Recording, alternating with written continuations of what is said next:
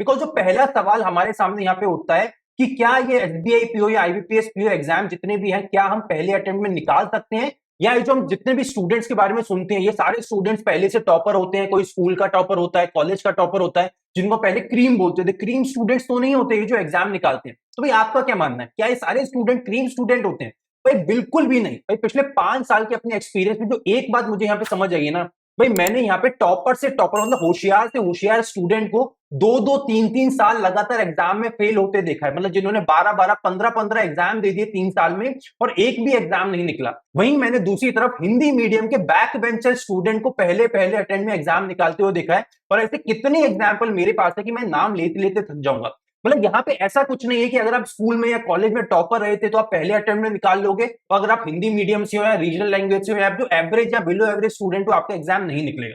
इसका मतलब यह है कि भाई यहाँ जो इन एग्जाम की अप्रोच है, जो इन एग्जाम की स्ट्रैटेजी है वो बिल्कुल अलग होती है। मतलब कुछ भी लेना देना नहीं है कि आप आज से पहले कैसे स्टूडेंट थे।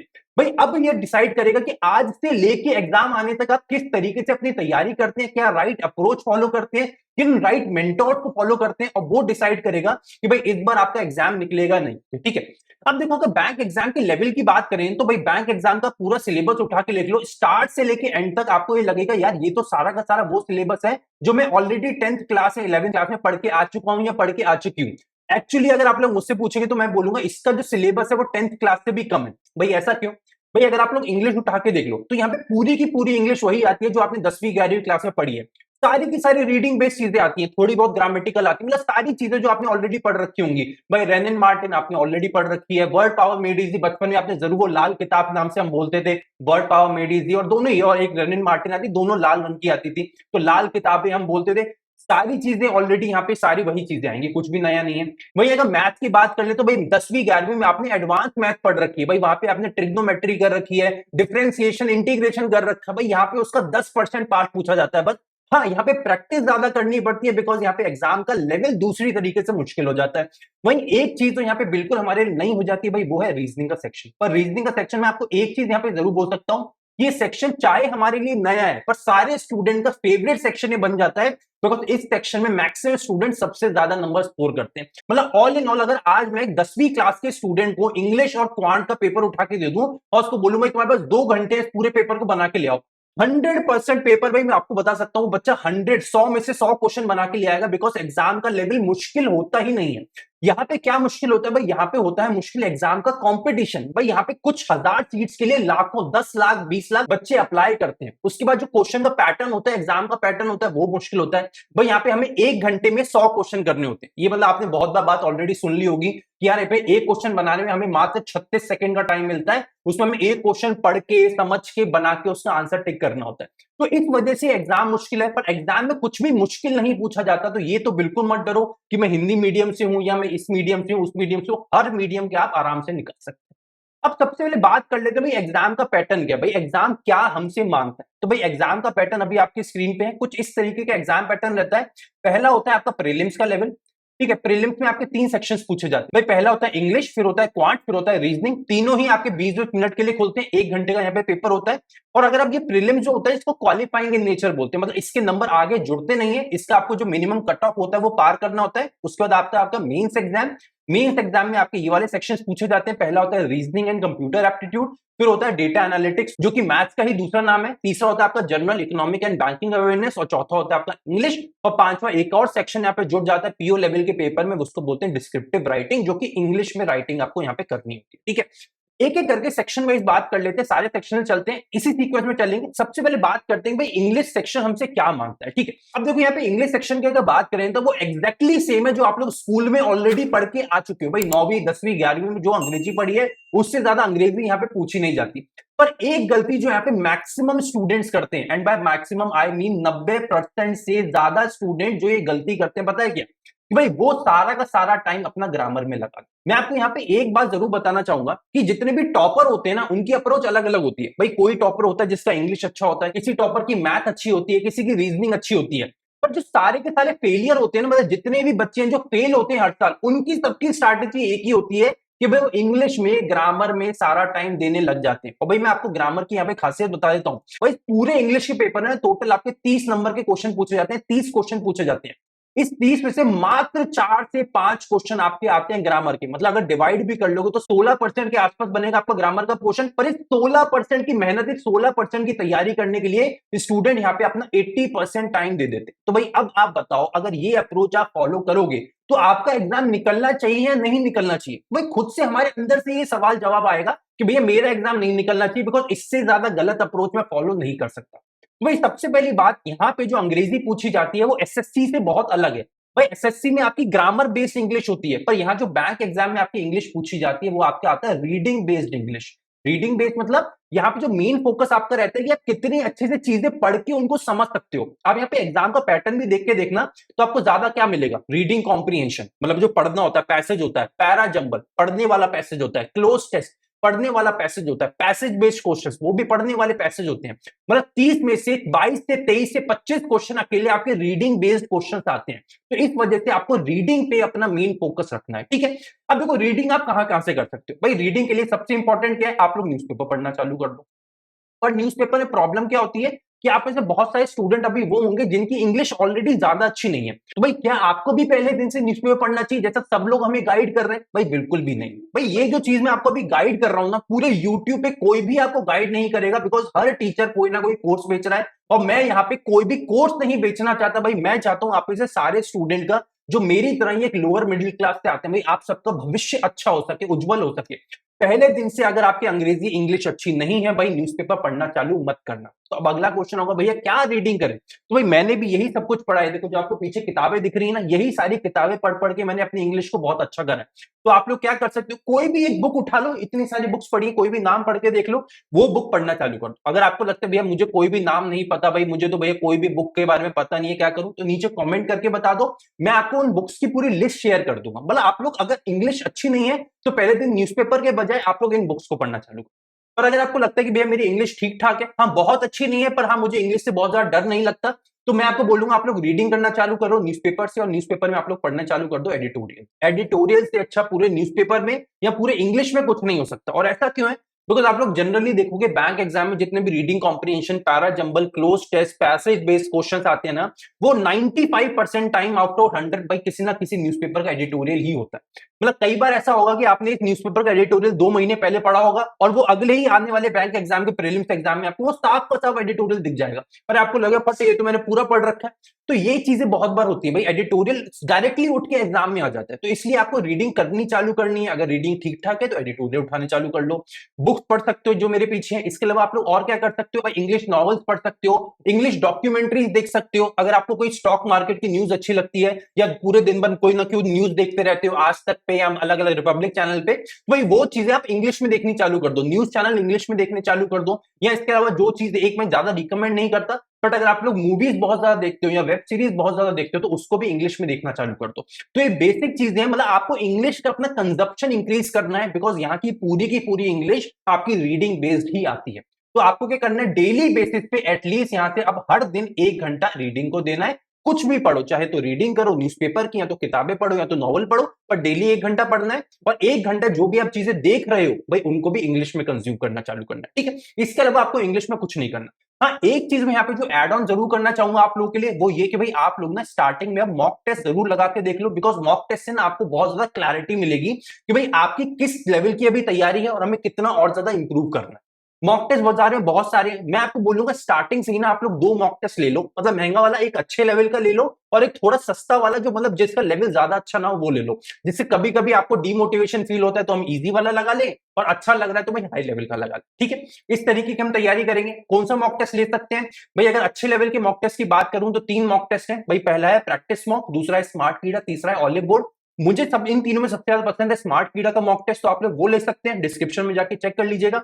इजी वाले मॉक टेस्ट की बात करूं तो भाई पहला आ गया आपका टेक्स्ट बुक का मॉक टेस्ट और दूसरा आ गया अड्डा 247 का मॉक टेस्ट। तो इनमें से कोई भी आप ले सकते हैं, एक डिफिकल्ट वाला मॉक टेस्ट ले लो, एक इजी वाला मॉक टेस्ट ले लो, पर तैयारी के स्टार्टिंग में मॉक टेस्ट जरूर लगाना है। और नीचे जाके मुझे स्कोर जरूर बताना है कि आप लोग का स्कोर कितना आया, मतलब परसेंटाइल कितना आया। उससे हमें पता चलता है हम कितने परसेंट स्टूडेंट से ऑलरेडी आगे जाके खड़े हो चुके हैं, ठीक है।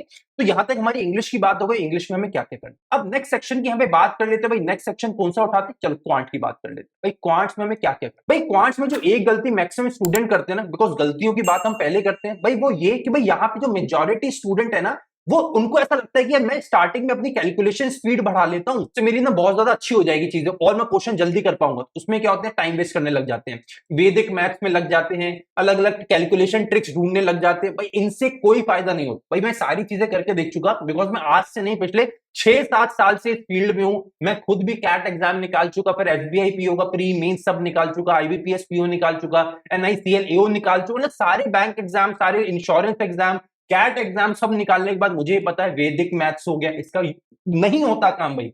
हाँ ये यूजफुल होगा, मुझे नहीं पता कहां होता है, पर मेरे केस में कभी यूजफुल नहीं हुआ। मैं सेम चीज आपको यहाँ पे गाइड कर रहा हूँ, इन चीजों में मत फंसो। कैलकुलेशन स्पीड आपकी कब बढ़ती है भाई, कैलकुलेशन स्पीड आपकी प्रैक्टिस के साथ ही बढ़ती है, और वो कब होगी, जब आप क्वेश्चन खुद से बनाने लग जाओगे, ना कि ट्रिक्स ढूंढने लग जाओगे। तो भाई क्वांट में क्या होता है, भाई क्वांट में ना टोटल 3 टाइप की चीजें हमें से पूछी जाती है, ठीक है। पहला हम बोलते हैं उसको स्पीड मैथ्स, ठीक है। दूसरा होता है हमारा डीआई, डेटा इंटरप्रिटेशन, और तीसरा होता है आपका अरिथमेटिक। यही सेम चीजें आपकी क्वांट में पूछी जाती हैं प्री में, और यही सेम चीजें आपकी मेंस में पूछी जाती हैं। यही 3 टॉपिक्स होते हैं। अब एक एक करके तीनों टॉपिक्स की बात कर लेते हैं। भाई सबसे पहले हम बात करते हैं स्पीड मैथ्स की। तो स्पीड मैथ्स में क्या क्या आता है भाई, उसकी बात करें तो भाई देखो, स्पीड मैथ्स में बहुत सिंपल सिंपल चीजें आती है, आपने स्कूल में जरूर पढ़ा होगा। भाई पहला होता है क्वाड्रेटिक इक्वेशन। भाई ये वाला टॉपिक आपने स्कूल में जरूर पढ़ा होगा। एक फॉर्मूला आपने पढ़ा होगा, minus B plus minus under root B square minus 4ac upon 2a। ये फॉर्मूला सबको याद है ना, सबको, सबने स्कूल में बहुत अच्छे से रटा था। यही वाला टॉपिक होता है क्वाड्रेटिक इक्वेशन, यही बैंक एग्जाम में पूछा जाता है, भाई ऑलरेडी पढ़ रखा है। अगला एक टॉपिक क्या आता है आपका, सिंप्लीफिकेशन अप्रोक्सीमेशन। उसमें क्या होता है, बेसिक कैलकुलेशन होती है, 2+5 - 6 8 1, मतलब बहुत लंबी लंबी कैलकुलेशन होती है, उनको हमें बनाना होता है। अगला होता है एक नंबर सीरीज, वो भी आपने कभी ना कभी स्कूल में जरूर सॉल्व करा होगा। मतलब ये सारी चीजें आपने स्कूल में बना रखी है, मतलब स्पीड मैथ्स में कुछ भी नया नहीं है। तो इसमें हमें क्या करना है, या डायरेक्टली यूट्यूब पे जाओ, डायरेक्टली जाकर टाइप करो quadratic equation for SBI PO या quadratic equation for bank exam, तो आपके पास हजारों नहीं लाखों क्लासेस आ जाएंगी। पर उन पे जाके एक एक करके देखो, सबसे पहले अपना कॉन्सेप्ट बिल्ड कर लो। इनमें ज्यादा कॉन्सेप्ट होता नहीं है, सारे टॉपिक्स एक एक करके उठाओ स्पीड मैथ्स के, उनको बनाना चालू कर लो।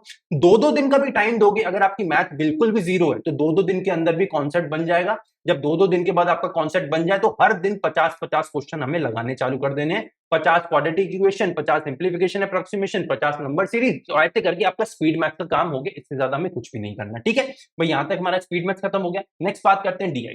पर डीआई से पहले हम बात कर लेते हैं अरिथमेटिक की, बिकॉज अरिथमेटिक का डायरेक्ट रोल आ जाता है आपका डीआई के अंदर। तो अरिथमेटिक में हमारे कौन कौन से टॉपिक्स होते हैं जो हमने बचपन से स्कूल में पढ़ते आए हैं, क्या क्या हो गया भाई, परसेंटेज हो गया, रेशियो एंड प्रोपोर्शंस हो गया, प्रॉफिट एंड लॉस हो गया, सिंपल इंटरेस्ट, कंपाउंड इंटरेस्ट हो गया, टाइम स्पीड डिस्टेंस हो गया, टाइम एंड एवरेज हो गया आपका, टाइम स्पीड वर्क हो गया आपका, मेंसुरेशन हो गया आपका, आपने प्रोबेबिलिटी हो गया, परम्यूटेशन कॉम्बिनेशन। ये सारे जो 9-10 टॉपिक्स आप स्कूल में पढ़ के आए हो, एग्जैक्टली वही आते हैं यहाँ पे। मतलब कॉन्सेप्ट का लेवल भी वही होता है, कुछ भी नए टाइप के क्वेश्चन नहीं आते। जो भी आपने स्कूल में पढ़ा है सारी चीजें, प्रॉफिट एंड लॉस के क्वेश्चन भी वैसे ही होंगे, सिंपल इंटरेस्ट कंपाउंड इंटरेस्ट के क्वेश्चन भी वैसे ही होंगे। तो आपको ये करना है, सबसे पहले अरिथमेटिक ना 2 टॉपिक्स के नाम बता रहा हूं, इन 2 टॉपिक्स को सबसे पहले हमें तैयार कर लेना। 2 टॉपिक्स कौन से हैं भाई, सबसे पहला है परसेंटेज और दूसरा है रेशियो एंड प्रोपोर्शन। ये 2 टॉपिक्स इंपॉर्टेंट क्यों है, एक्चुअली सबसे ज्यादा इंपॉर्टेंट क्यों है, बिकॉज ये डायरेक्टली यूज होते हैं आपके डीआई के अंदर, मतलब डेटा इंटरप्रिटेशन के अंदर, ठीक है। तो सबसे पहले अरिथमेटिक के दोनों चैप्टर्स हम बना लेंगे, ठीक है। अभी कहां से बनाओगे भाई, देखो यूट्यूब पे जाओ, फ्री क्लासेस ले लो। मैं तो अभी भी बोलूंगा कोई भी पेड कोर्स लेने की जरूरत नहीं है। जितने भी टॉपर्स, भाई अपने चैनल पे भी आपको टॉपर्स की बहुत ज्यादा इंटरव्यूज मिल जाएंगे, अलग अलग चैनल पे भी जाके देख लेना इंटरव्यूज। सारे टॉपर आखिरी में यही बोलते हैं कि सारी चीजें यूट्यूब में फ्री में अवेलेबल है, हमने यूट्यूब से ही पढ़ के एग्जाम निकाला है। विरला विरला कोई आपको बोलेगा जो बोलेगा भैया मैंने फला कोर्स लेके हुआ या फला कोर्स से मुझे मदद हुई, बिकॉज सारा का सारा कंटेंट यूट्यूब में फ्री में अवेलेबल है। तो क्या करो, जाके टाइप करो आपको percentage for bank exams, unlimited classes आपको मिल जाएगी। मैंने खुद अपने चैनल पे सारा अरिथमेटिक बैच कवर करा हुआ है। अगर आपको चाहिए तो प्लेलिस्ट वाले सेक्शन में जाना, अरिथमेटिक वाला जो पूरा प्लेलिस्ट है उसको देख लेना। अरिथमेटिक के सारे चैप्टर्स आपके पूरी तरीके से कंप्लीट आउट हो जाएंगे, ठीक है। तो ये 2 चैप्टर सबसे पहले करेंगे, फिर आप डीआई में जाएंगे तो डीआई के बेसिक्स करेंगे। अब वो कहां से करोगे, अगर आपके पास कोई कैट एग्जाम की बुक है तो आप लोग उसको फॉलो कर सकते हो, नहीं तो बैंक एग्जाम के लिए भी बहुत सारी यूट्यूब पे बिगिनर्स डीआई वाले वीडियोस हैं। मैंने भी अपने चैनल पे बिगिनर्स डीआई कवर करा हुआ है, डीआई की भी एक प्रॉपर प्लेलिस्ट है, उसको जाके क्लिक करना, उसके अंदर सारे टॉपिक्स मिल जाएंगे। उसके बाद डीआई के बेसिक्स बनाने चालू कर लेना, और डेली बेसिस पे फिर जब बेसिक सारे हो जाए, जैसे फॉर एग्जांपल आपके बार चार्ट हो गया, बेसिक समझ गए बार चार्ट क्या होता है, लाइन ग्राफ क्या होता है, पाई चार्ट क्या होता है, मिसिंग डीआई क्या होता है, टैबुलर डीआई क्या होता है, वो आपका जो होता है कंपोजिट डीआई क्या होता है। तो ये जब सारे अलग अलग पार्ट्स आप समझ जाएंगे, उसके बाद फिर डेली बेसिस पे 4 से 5 सेट डीआई के लगाने चालू कर देना है, ठीक है। और इसके बाद जब आप एक बार आपका डीआई का बेसिक कवर हो गया और आप प्रैक्टिस वाले मोड में जा चुके हो, फिर उसके बाद आके जो अरिथमेटिक के बाकी के 8 चैप्टर्स बचे हैं वो बनाएंगे, फिर एक एक करके बनाएंगे। पहले फिर हम जाएंगे प्रॉफिट एंड लॉस में, फिर हम जाएंगे सिंपल इंटरेस्ट, कंपाउंड इंटरेस्ट में, फिर टाइम स्पीड डिस्टेंस, फिर टाइम एंड वर्क, फिर मेंसुरेशन, एक एक करके, फिर प्रोबेबिलिटी, परम्यूटेशन, कॉम्बिनेशन। तो सीक्वेंस में ऐसा चलेगा, ठीक है। तो यहां तक हमारा डीआई भी पूरा कवर हो गया, अरिथमेटिक भी पूरा कवर हो गया। अब क्वांट को हम डेली बेसिस पे भाई कितना टाइम देंगे भैया, तो भाई क्वांट को आपको डेली बेसिस पे कम से कम 2 से 3 घंटा देना ही देना है डेली बेसिस पे। जैसे मैंने अभी इंग्लिश में आपको क्या बताया कि 1 घंटा डेली रीडिंग करना है और 1 घंटा इंग्लिश का कंजप्शन जो हम देखते हैं, जो सुनते हैं, उसको भी इंग्लिश में करना है, तो 2 घंटा इंग्लिश हो गया। वैसे ही क्वांट को भी 2 से 3 घंटा में तैयारी करना है, तो इतना, इससे ज्यादा क्वांट की आपको जरूरत नहीं पड़ेगी, यहां तक हो जाए। उसके अलावा जो मॉक टेस्ट लगाओगे, मुझे नीचे स्कोर बताना कि सेक्शन वाइज भी हमारा कितना स्कोर आया, ठीक है। मैं मॉक टेस्ट का लिंक भी आपको डिस्क्रिप्शन में दे दूंगा, ठीक है।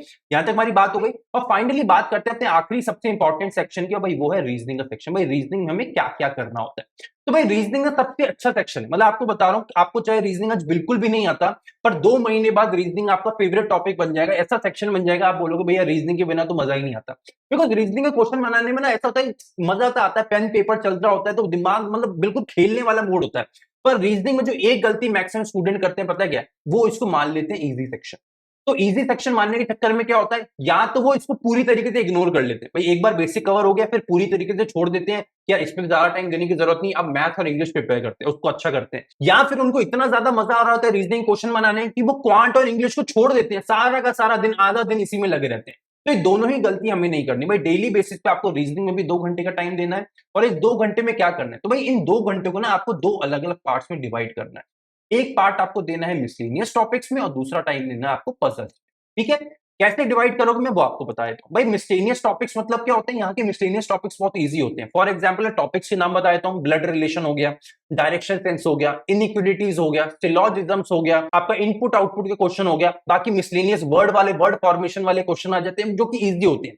मतलब जैसे आपको क्वांट में याद है, अभी हमने स्पीड मैथ की बात करी थी, जो मैंने बोला कि टॉपिक ज्यादा डीप नहीं होता, छोटा टॉपिक होता है, 1-2 दिन में भी सारा बेसिक कवर हो सकता है। वही सेम यहाँ के मिसलेनियस में होता है।